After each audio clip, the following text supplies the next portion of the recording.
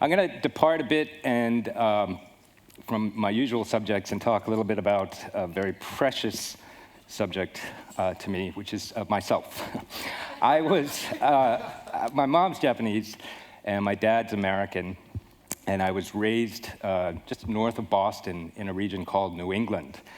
And it was very white at that time, and not just in the winter. It was a very white community. I didn't know anyone Japanese besides my mother and her family, and I certainly didn't know anyone who was half Japanese, which was my situation, hafu. So one time when I was actually playing hockey, I played hockey as a kid, I was sitting on the bench, and my mother, who never came to my athletic events, came in with my father. And the guy down the bench looked down at me and he said, "Whoa, man, I didn't know your mom was Chinese." I didn't correct him. I didn't see the point. Later, someone who knew slightly more about Asia said, "So if you're Japanese, does that mean you eat fish raw?" And the picture in my head was, like holding a salmon or a bass or something from head to tail and trying somehow to gnaw on the scales when it was fresh out of the water.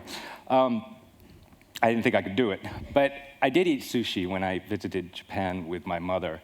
And I found at the time, even as a child, that I thought Japanese culture was very strong, that it had these fundamentals, characteristics that made it a very strong and bonded culture. Later, when I moved to Japan, of course, was many years after the bubble had burst. And so everybody was talking about Japan's stagnating economy. The amazing thing to me, however, having lived here now a number of years, is that Japan's economy seems to me to be quite sustainable, quite strong culturally. And so I put up here the title, Coping with Stasis, how the supposed sick man of Asia might be a model for us all. And that's what a lot of economists would call Japan, the sick man of Asia, as if the country was doddering along. And what I decided to do was look at what I really think are very fundamental strengths of Japanese culture that separate stasis from sustainability or stagnation from sustainability. So I've just isolated a few here to think about what makes Japanese culture strong, and maybe for other cultures, especially in the developed world, which are facing similar situations, declining populations, increasing poverty, and so on, what makes Japan strong in the face of these circumstances? The first one, many of you will be familiar with if you live here, is gambaru. You hear it all the time, right? Kind of means like fight hard, do your best in any circumstance. Try your hardest to do well. And you can see here is a photo of volunteers in Tohoku after the disasters, the quake and the tsunami.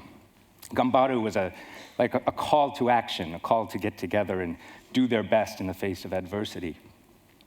But it can also be applied to a sort of lowly salaryman who has to run off to work every day. You can see here his family, his neighbors, they're all cheering him on, gambaru, gambaru. And if you've ever spent time with a salaryman and tried to keep up with his schedule, you really do have to gambaru. It's hard work, and it's a lot of late nights. Another concept here is gaman. Basically, to endure, to withstand, to persevere in the face of adversity. Very similar concept, but as you can see, it's the idea that you can withstand anything. You can take anything, and you can do so without whining or complaining. It can be applied to daily life, especially in a city like Tokyo, where you're stuffed into a train car, and it's amazing how Japanese people are able to maneuver their bodies and shift their keitai and turn their rucksacks or put them on the floor and manage to get everyone in the train. In the States, in New York or in San Francisco, if a really packed train car comes by, people just don't get on. They go up and get a taxi. They just give up. In Japan, people gaman, no matter how crowded the train. Jishuku, some of you obviously know what it means. The concept roughly of of restraint, or being able to restrain yourself and restrain desires. I think it's really quite remarkable. Now, there are massive exceptions in Japan, obviously, but that notion that you can, for example, turn off the lights and just use your computer screen for lighting in order to save electricity, that you can restrain desires for the betterment of everyone. Very different concept, again, in the United States, where, go for it, live for the moment, this idea, get what you want, take what you can. Jishuku is a very different concept, I think. I think these concepts together, and what I admire so much about Japan, is they're there to sustain stability and harmony in the society. And I think it's quite effective. If you look now, despite Japan being stagnant, unemployment's at a historic low, I think 3.4%. Crime is declining again. Tokyo was named the safest city in the world just a few months ago. These kinds of things could, I believe, improve other cultures abroad facing the challenges of the future.